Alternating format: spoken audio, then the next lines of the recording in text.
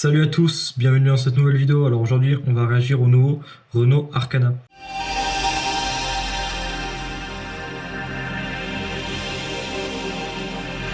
Alors ce Renault Arcana, eh bien il n'est pas vraiment nouveau puisque vous avez déjà peut-être pu en entendre parler. Il est déjà commercialisé en Russie depuis quelques temps, mais il vient tout juste d'arriver en Europe et il sera visible sur nos routes d'ici quelques temps puisqu'on peut déjà le commander depuis quelques jours. Donc comme d'habitude, première partie design, donc extérieur, intérieur, ensuite équipement, innovation, ensuite une brève fiche technique et enfin on finira par les prix et les versions de cet Arcana.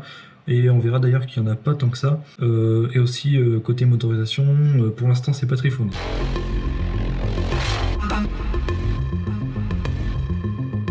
Donc pour commencer sur le design, on a ici ce Renault Arcana. Donc là il est dans la finition Restline, d'où la peinture orange, qui lui va plutôt bien je trouve. On peut remarquer déjà par exemple la calandre qui reprend celle des autres modèles. De ce côté là rien de nouveau sur ce qui est des feux, même de la signature lumineuse, la calandre, etc., le logo.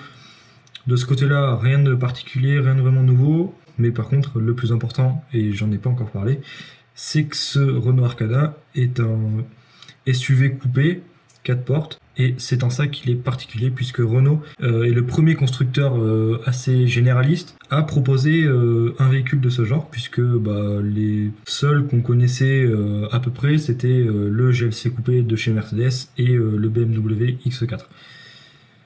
Donc c'est des constructeurs évidemment premium, c'est évidemment pas la même catégorie, mais Renault nous propose quand même un SUV coupé.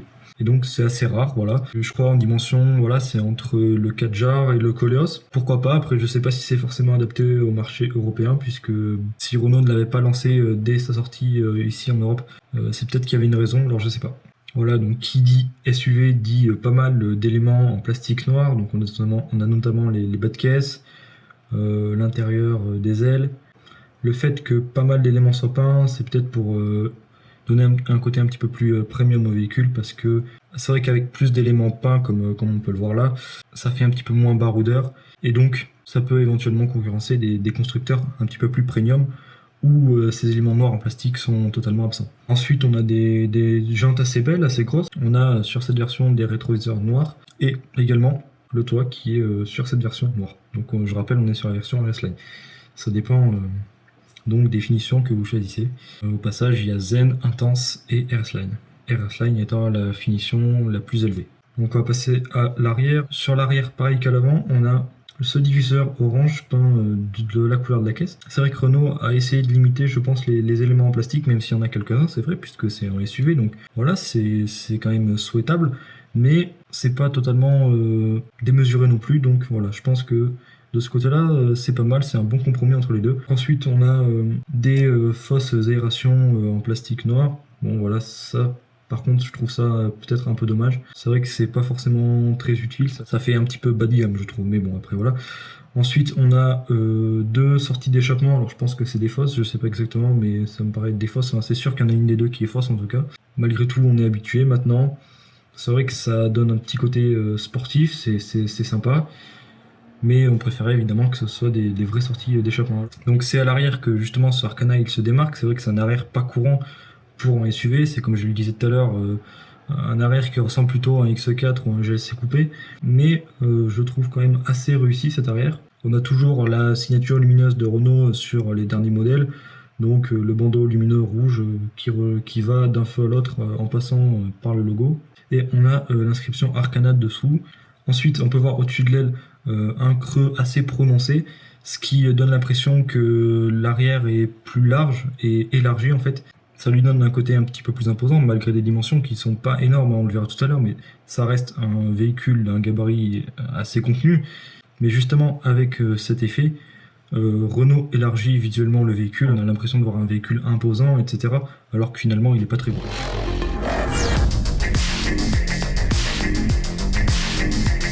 Donc là, nous voilà à l'intérieur de ce Arcana. Ce qu'on peut remarquer déjà pour cet intérieur, c'est que par rapport à d'autres véhicules sur lesquels on aurait pu réagir par exemple, la classe C notamment, ou 3008, 5008, 308, etc. Là, contrairement à ces véhicules que je viens de citer, on a quand même pas mal de boutons, je trouve. Alors on a des boutons pour la clim, des molettes, etc. On a également des boutons pour les commandes principales du véhicule, donc dégivrage, feu détresse, etc.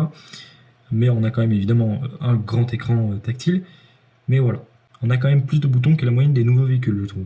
C'est vrai que ça peut apporter une petite touche sympa à l'intérieur. C'est pas un mauvais choix de la part de Renault, simplement c'est assez inhabituel maintenant. Donc juste en dessous, on a le sélecteur de vitesse pour la boîte automatique. Alors c'est une boîte automatique à 6 rapports ou à 7, je crois, selon les versions, on verra ça tout à l'heure. Voilà, donc après ce levier, il est assez original, je trouve, un petit peu nouveau. Sinon, un volant pas vraiment nouveau, hein, qu'on connaît déjà. Des compteurs entièrement numériques. Voilà, après, on a les boutons de lève-vitres à la place habituelle. Voilà. Sinon, cet intérieur n'est pas vraiment nouveau, il n'est pas forcément très très fourni. La finition reste assez basique, on n'a pas un intérieur très très beau, je trouve. Par exemple, l'écran central, on a l'impression qu'il est juste posé là comme ça, sans que les éléments autour ne soient forcément travaillés et adaptés justement pour recevoir cet écran. On a l'impression qu'il a juste été posé comme ça sur les aérateurs en fait. Voilà, donc pour ce qui est de l'intérieur, moi je suis assez mitigé, c'est pas un très très bel intérieur je trouve. Du moins c'est pas au niveau de ce que peuvent faire les concurrents, notamment on a pu le voir sur la 308 ou même le 3008 en fait, hein, puisque ce Arcana va être un petit peu en concurrence avec le 3008, hein, c'est des SUV tous les deux. Alors certes c'est un SUV coupé, mais bon c'est clair que Mercedes et BMW n'ont pas tellement à s'en inquiéter je pense. Le 3 minutes a un intérieur quand même mieux présenté, mieux fini je pense, et surtout plus dans l'air du temps, notamment à cause de ces boutons qui ne font pas vraiment moderne en fait.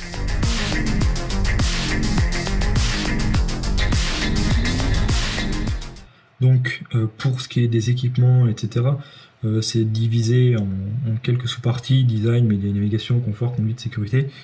Nous, donc, on va s'intéresser uniquement à la version RS Line, puisque c'est la version la plus haut de gamme. On va voir qu'est-ce qu'on peut avoir au maximum sur ce Arcana. Bon, alors pour ce qui est de la première partie design, on a un éclairage d'ambiance, vitres, lunettes arrière surteintées, etc. Coque de rétroviseur, extérieur noir, bon, rien de particulier de ce côté-là. Ensuite, média et navigation, alors on a un chargeur pour smartphone à induction, on a un écran central compatible Android Auto et Apple CarPlay de 7 pouces, alors c'est pas immense, mais on a quand même une dalle de 10 pouces pour les compteurs numériques. Voilà, c'est pas mal, même si c'est pas immense. Là, toujours pareil, on n'a pas vraiment de nouveauté, mais on a quand même une climatisation automatique Bison. Bon, c'est courant maintenant, la vitre avant à impulsion, pareil. Malgré tout, on a des sièges avant électriques chauffants et ventilés. Bon, ça c'est pas trop mal. Banquette arrière avec un couloir central. Aérateur aux places arrière, voilà, bon, c'est bien. C'est vrai que l'offre d'équipement, etc. n'est vraiment pas fournie, ni même en finition en fait. Ça fait pas très moderne par rapport à ce qu'on a l'habitude de voir avec les nouveaux véhicules. Ça fait pas véhicule haut de gamme, malgré ce qu'on pourrait croire au premier abord. Bon, l'Easy Park Assist, ça fait également longtemps que ça existe. Détection d'obstacles, pareil. Régulateur adaptatif, bon, c'est pas mal, mais c'est pas non plus exceptionnel. On a une caméra de recul quand même. Là, je résume les principaux équipements, mais on n'a rien de très très nouveau sur ce Arcana. Et ensuite, sécurité, donc airbag rideau, aide au freinage d'urgence, airbag frontaux, airbag passager. On peut peut-être jeter un œil à la finition zen.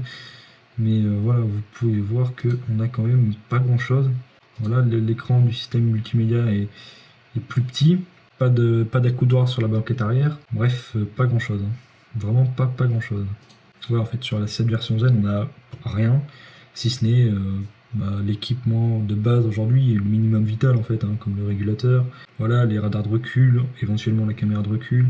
Alors pour ce qui est des moteurs, les deux moteurs sont disponibles avec les trois finitions, c'est-à-dire que quelle que soit la finition, on peut choisir les deux moteurs, et inversement, quel que soit le moteur choisi, on peut choisir n'importe quelle finition. Ça c'est pas mal.